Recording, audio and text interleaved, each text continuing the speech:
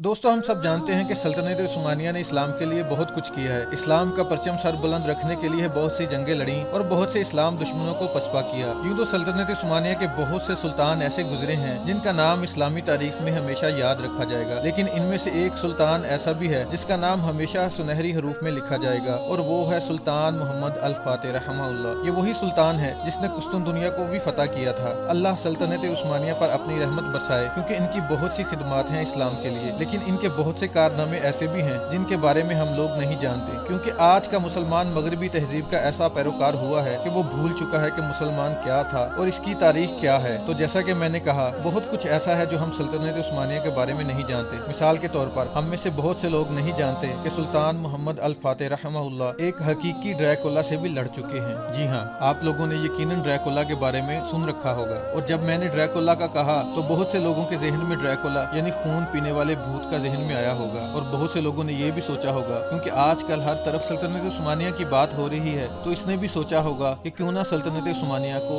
एक भूत से ही लड़ा दिया जाए। लेकिन जैसा कि मैंने कहा, हम में से बहुत से लोग ऐसे हैं जो अपने मुसलमानों की तारीख से लाइलम हैं। तो ये सच है कि सुल्तान मोहम्मद अल फातिह ने ड्रैकुला से जंग की थी। ये एक हकीकी इंसान था और इसका नाम ड्रैकुला था, और आज जिस मुल्क को हम रोमेनिया के नाम से जानते हैं वो इसके जुनूबी हिस्से वलाकिया पर हुकूमत करता था। अब जब सुल्तान मोहम्मद अल फातिह ने मशरकी यूरोप की तरफ बढ़ना शुरू किया, जिसमें बोस्निया, सर्बिया, हंगरी वगैरह शामिल थे, तो वलाकिया के लोग सल्तनत उस्मानिया से लड़ना चाहते थे, लेकिन ताकत और तादाद के लिहाज से कमजोर होने की वजह से इन्होंने उस्मानिया से अमन माहदा कर लिया। इस माहदे के लिहाज से सुल्तान मोहम्मद अल फातिह ने वलाकिया के हुक्मरान से कहा कि तुम अपने 2 बेटों को हमारे साथ इस्तांबुल भेजो, जहाँ वो तालीम हासिल करेंगे। तो उस हुक्मरान ने अपने 2 बेटों को भेजा, जिनमें से एक का नाम वलाद और दूसरे का नाम रादू था। अब वलाद वो शख्स है जिसको हम ड्रैकुला के नाम से जानते हैं। लफ्ज ड्रैकुला का मतलब है ड्रैकुल का बेटा। इसके बाप का नाम ड्रैकुल था। ड्रैकुल का मतलब है शैतान, तो इसलिए इसको ड्रैकुला कहा जाता था, यानी शैतान का बेटा। और ये नाम इसके लिए बिल्कुल ठीक भी था, क्योंकि जब आप इस इंसान की दरिंदगी या कारनामों के बारे में सुनेंगे तो यही कहेंगे कि हकीकतन ये इंसान एक शैतान था।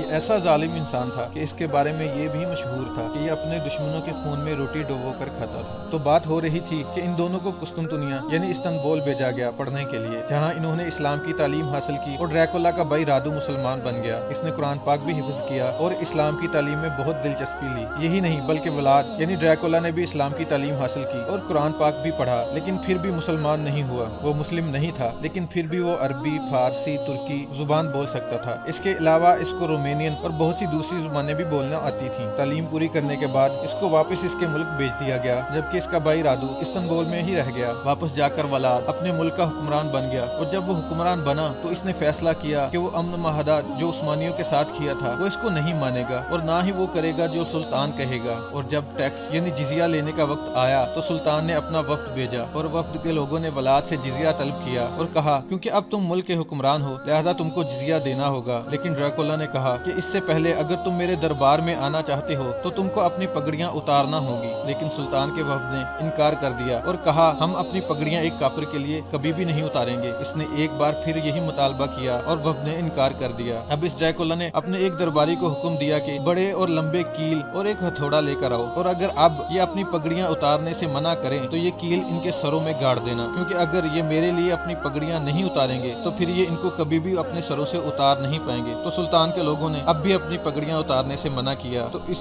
जालिम शख्स के हुक्म से इनके सरों में पगड़ियों समेत कील गाड़ दिए गए, जिसकी वजह से इनकी मौत हो गई। अब ये सल्तनत उस्मानिया के खिलाफ ऐलान जंग था, क्योंकि उस जमाने में अगर वफ्द के किसी आदमी को कत्ल कर दिया जाता तो इसको जंग का ऐलान समझा जाता था। उधर जब सुल्तान मोहम्मद तक ये खबर पहुंची तो इसने एक बहुत बड़ी फौज वलाकिया रवाना की, क्योंकि ड्रैकुला बहुत शातिर इंसान था और वो उस्मानियों के बीच बहुत अरसा रहा था और इनके दौ पेच अच्छी तरह से जानता था। इसने इन 20,000 जंगजुओं को शिकस्त दे दी और इनकी लाशों की ऐसी बेहुरमती की कि जिसको जानकर आप समझ जाएंगे कि इसको ड्रैकुला यानी शैतान का बेटा क्यों कहा जाता था। जब भी ये किसी मुसलमान को कत्ल करता या इसको जिंदा पकड़ लेता, ये उनके साथ कुछ ऐसा सलूक करता जिसको इम्पेलिंग कहा जाता है। ये लगभग सूली चढ़ाने जैसा है। इम्पेलिंग में क्या किया जाता था? ये एक बहुत लर्जाखेज सजा थी। ये क्या करते, एक लंबी नुकीली नेजानुमा लकड़ी लेते जो एक तरफ से तेज धार और नुकीली होती, और मुसलमान जो कि ज्यादातर जिंदा होते थे इनके जिस्म के निचले हिस्से से गुजारते और इनकी गर्दन या इनके मुंह से निकालकर इनको इस सूली पर लटका देते। इसलिए इसको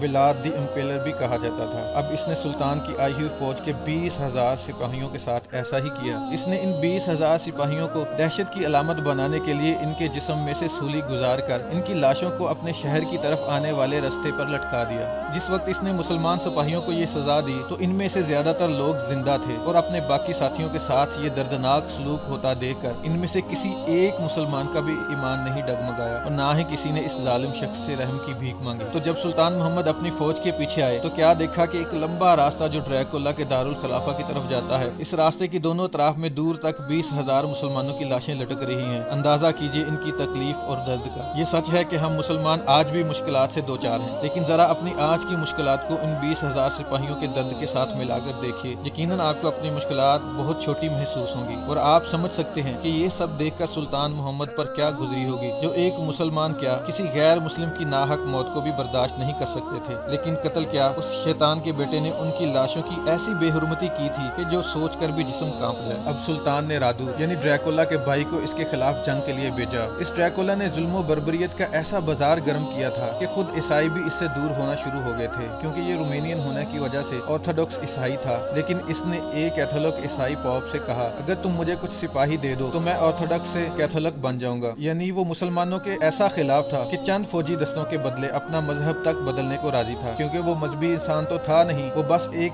علمیت پسند اور جنونی انسان تھا۔ تو اس لیے اس وقت کے عیسائیوں نے بھی اس سے دوری اختیار کی، گو کہ آج کے مغربی عیسائی اس کو اپنا ہیرو مانتے ہیں اور اس پر ڈریکولا انٹولڈ کے نام سے مووی بھی بنا چکے ہیں، جو 2014 میں ریلیز ہوئی تھی۔ تاہم مسلمان اس سے آمنے سامنے ہوئے، اس سے جنگ کی اور اس کو قتل کیا، لیکن کچھ تاریخ دان یہ بھی کہتے ہیں کہ میدان جنگ میں اس کے اپنے ہی کسی شخص نے اس کو قتل کر دیا تھا اور وہ مسلمانوں کو مردہ حالت میں ملا تھا۔ مختصر یہ کہ اس کو سلطنت عثمانیہ نے شکست دی اور اس کا سر کاٹ کر اپنے ساتھ استنبول لے آئے اور اس کے سر میں سے ویسے ہی نیزہ گزار کر جیسے اس نے 20,000 عثمانیوں کے گزارا تھا، اس کے سر کو استنبول کے گیٹ پر لٹکا دیا، جہاں یہ 2 سے 3 مہینے ایسے ہی لٹکتا رہا۔ اس کا مطلب دوسرے دشمنوں کو یہ پیغام دینا تھا کہ جو تم مسلمانوں کے خلاف کرو گے ویسا ہی تمہارے خلاف کیا جائے گا۔